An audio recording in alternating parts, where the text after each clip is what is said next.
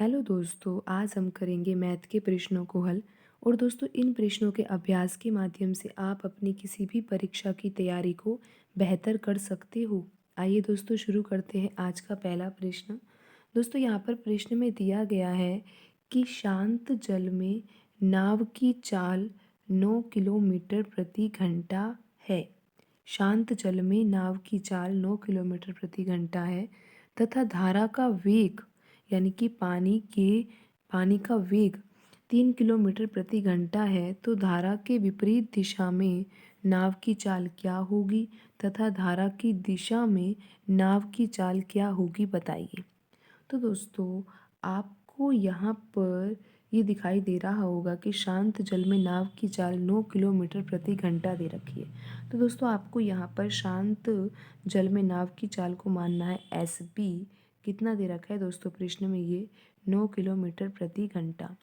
और दोस्तों, धारा का वेग कितना दे रखा है? धारा के वेग को आपको मानना है एस सी। और प्रश्न में ये दे रखा है 3 किलोमीटर प्रति घंटा। दोस्तों, आपको ये तो समझ में आ गया कि प्रश्न में जो डाटा दिया गया है वो क्या क्या दिया गया है। आगे दोस्तों, आप ये देख सकते हो कि हमें क्या निकालना है। यहाँ पे धारा के विपरीत दिशा में दोस्तों नाव की चाल। दोस्तों, आप इस तरह से समझ लीजिए कि पानी के जो बहाव की दिशा है वो इस तरफ है, नदी में। दोस्तों, ये नदी है और नदी में जो पानी का बहाव की दिशा है वो इस तरफ है, यानी कि ये जो चाल है वो चाल है एस सी की, यानी कि धारा की जो चाल है वो एस सी है। और दोस्तों, जो नाव चल रही है वो धारा के विपरीत दिशा में चल रही है, तो दोस्तों नाव की चाल है एस पी। तो दोस्तों, इस स्थिति में जो धारा के विपरीत दिशा में नाव चल रही है उसकी चाल क्या होगी?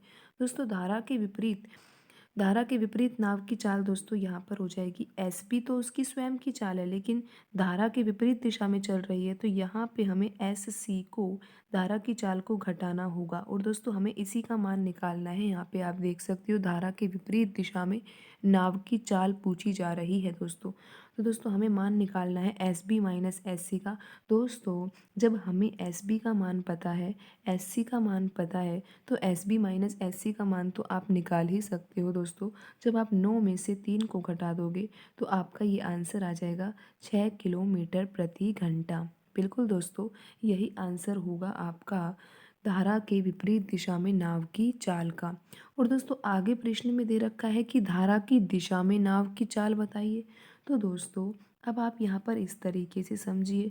दोस्तों, ये है धारा की दिशा, यानी कि पानी इस दिशा में बह रहा है और पानी की चाल जो है, धारा की चाल जो है वो एस सी है। और दोस्तों, जो नाव भी चलाई जा रही है वो पानी की दिशा में ही चलाई जा रही है। और पानी की जो जो नाव की जो चाल है वो दोस्तों है एस पी। दोस्तों, इस स्थिति में धारा की दिशा में नाव की चाल क्या होगी? दोस्तों, ये दोनों चालें जुड़ जाएगी। दोस्तों, S B plus S C बराबर क्या होगा? धारा की दिशा में नाव की चाल। तो दोस्तों, हमें इसी का मान निकालना है। तो आपको यहाँ पर अभी बताया गया है कि शांत जल में नाव की चाल कितनी है। एस बी बराबर दोस्तों 9 किलोमीटर प्रति घंटा है। और धारा का वेग कितना है दोस्तों? एस सी बराबर कितना है? 3 किलोमीटर प्रति घंटा है। तो दोस्तों, यहाँ पर S B plus S C का मान निकालने के लिए हमें 9 और 3 को जोड़ देना होगा। दोस्तों, 9 और 3 को जब हम जोड़ देंगे तो हमारा आंसर आ जाएगा 12 किलोमीटर प्रति घंटा।